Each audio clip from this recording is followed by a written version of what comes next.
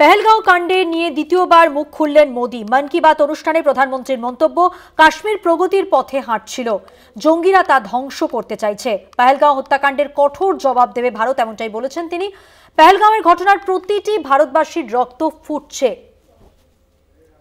मन की बाते आजके द्वितीयबारेर जोन्नो पहलगांव कांड मोदीर मुखे এবং তিনি কি বললেন আপনাদের যেমনটা বলছিলাম, কাশ্মীর প্রগতির পথে হাঁটছিল, সেখানে এই ঘটনা বাধা দিল এবং পহেলগাঁওর ঘটনার প্রতিটি ভারতবাসীর রক্ত ফুটছে। এর কঠোর জবাব দেবে ভারত।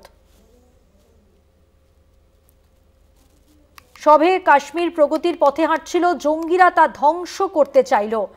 পহেলগাঁও হত্যাকাণ্ডে কঠোর জবাব দেবে ভারত। পহেলগাঁওর ঘটনার প্রতিটি ভারতবাসীর রক্ত ফুটছে।